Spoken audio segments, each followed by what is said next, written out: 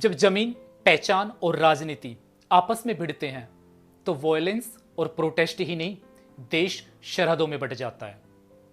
और इतिहास उठाकर देख लीजिए, जब भी सरहदों पर खून खराबा हुआ है, सिर्फ खून खराबा ही नहीं, सामाजिक, भौगोलिक और आर्थिक ये भारी नुकसान किसी देश को झेलना पड़ा है। लेकिन ये क्या हुआ? भारत जैसे देश के अंदर एक राज्य में सरहदों जैसा माहौल बना हुआ है। क्यों वहां पे 3 साल से खून खराबा है?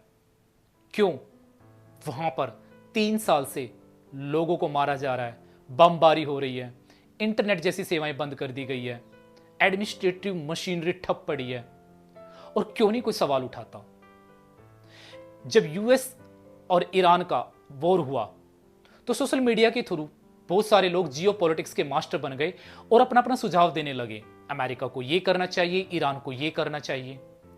कोई क्यों नहीं सवाल उठाता या क्यों नहीं सवाल पूछता कि मणिपुर में क्या हो रहा है और क्या करना चाहिए?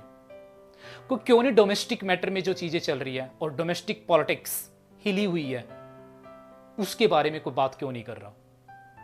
तो चलो हम बात करते हैं कि मणिपुर में ऐसा हो क्या रहा है, क्यों वहां पे 3 साल से आग जननी है। और वो ऐसी आग जननी है कि वहां पे अगर हम पॉलिटिक वाइज देखें तो प्रेसिडेंट रूल लग चुका है, नई सरकार भी आ चुकी है, नई सरकार आने के बाद भी मैटर सोल्व नहीं हो रहा है। तो चलो हम समझते हैं कि ये मणिपुर में हो क्या रहा है। तो मणिपुर का जो मेन मुद्दा है उसको समझने से पहले हम इसका ज्योग्राफिकल एरिया समझते हैं, क्योंकि ज्योग्राफिकल एरिया बिना समझे ये जो मुद्दा चल रहा है ये एक्चुअल में हो क्या रहा है ये समझ में नहीं आएगा। तो अगर हम भौगोलिक वॉइस देखें तो जो मणिपुर है वो एक कटोरी की तरह है और उसका जो 10% है जो बीच में है वो वैली है, बाकी का जो 90% है वो हिल्स है। तो अब हम वैली और हिल्स में डिफरेंस देखेंगे पहले, ताकि हम अच्छे से समझ जाएं। वैली का मतलब ये होता है समतल, मतलब जमीनी एरिया। अब क्योंकि वहां पर जमीनी एरिया है तो वहां पे hospital, school, college, railway tracks, मतलब फिजिकल इंफ्रास्ट्रक्चर अच्छा है। और ऐसा कहा जाता है कि उस 10% जमीनी एरिया के अंदर 60% पॉपुलेशन रहती है और वो 60% पॉपुलेशन हिंदू मेजॉरिटी है। अब बात करते हैं हम हिल एरिया की। जो ये हिलीज एरिया ये बहुत स्कैटर्ड है, मतलब कहीं तो ये ऊंचा है, कहीं ये नीचा है। और स्कैटर्ड होने की वजह से ना तो हॉस्पिटल की अच्छी व्यवस्थाएं हैं, ना रोड है, ना ट्रांसपोर्ट है। और जो 90% हिली एरियाज है इसमें 40% पॉपुलेशन रहती है। ठीक है, ये वैलीज और हिल्स का हमें समझ में आ गया। लेकिन ये क्या वैलीज वर्सेस हिल्स की लड़ाई है? जी हां, क्योंकि वैली के अंदर जो कम्युनिटी रहती है मेतई, और जो हिल्स एरिया के अंदर कम्युनिटी रहती है कुकी और नागा, इनकी लड़ाई है। अब हुआ क्या, 2023 के अंदर जो मेतई कम्युनिटी है उन्होंने शेड्यूल्ड ट्राइब्स का दर्जा मांगा कि हमें भी शेड्यूल्ड ट्राइब्स दे दीजिए, क्योंकि जो कुकी और नागा है वो शेड्यूल्ड ट्राइब्स है। अब शेड्यूल्ड ट्राइब्स देने से क्या होगा? दे देना चाहिए।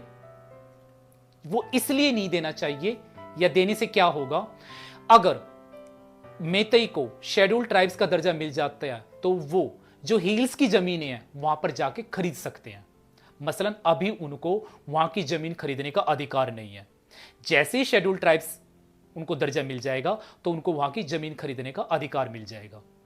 अब जो कुकी कम्युनिटीज है वो सवाल उठाया कि ये जो जमीन है 90% के जो हिल्स है ये जमीन हमारी है। और इस तरीके से कॉन्फ्लिक्ट स्टार्ट हो गया। अब ये कॉन्फ्लिक्ट स्टार्ट होने से ये इतना बढ़ गया कि इसने आग जननी का रूप ले लिया। दंगे फसाद होने लगे, लोगों को पहचान कर करके मारा गया, घर से बाहर घसीटा गया, बॉम्ब, हथियार, इस तरीके की चीजें वहां पे पाई गई। अब जो हिली एरियाज के जो लोग रहते हैं वहां पे जो कहते हैं जो एग्रीकल्चर है वो ड्रग्स है, हथियार का सप्लाई हो रहा है। वो क्यों हो रहा है ऐसा? क्योंकि जो वैलीज हिली एरियाज वाले को, जो कुकी कम्युनिटीज है, उनको ये सवाल उठा रहे हैं। और उनका सबसे बड़ी प्रॉब्लम ये है कि जो इकोनॉमी है और जो पॉलिटिकल पावर है वो कॉन्सेंट्रेटेड इंपाल के अंदर है, क्योंकि जो वैली है वो इंपाल में है और इंपाल मणिपुर की कैपिटल है। अब ये सवाल उठता है, क्या ये लड़ाई शेड्यूल्ड ट्राइब्स की है? जी नहीं, ये लड़ाई है जमीन की, ये लड़ाई है पहचान की, ये लड़ाई है पावर की। क्योंकि मेतई जो कम्युनिटी है वो जमीन लेना चाहती है और जो कुकी कम्युनिटी है वो जमीन कहती है कि ये हमारा अधिकार है। पावर डोमिनेशन की, क्योंकि जो वैली के अंदर मेतई जो कम्युनिटी रह रही है वो कह रहे हैं हम हिंदू मेजोरिटी में हैं, हमें पावर में रहना चाहिए। और जो बाकी के हिली एरियाज में वो क्रिश्चियन कम्युनिटीज हैं, वो कहते हैं कि हमें पावर में आना चाहिए। मीन्स पहचान की लड़ाई।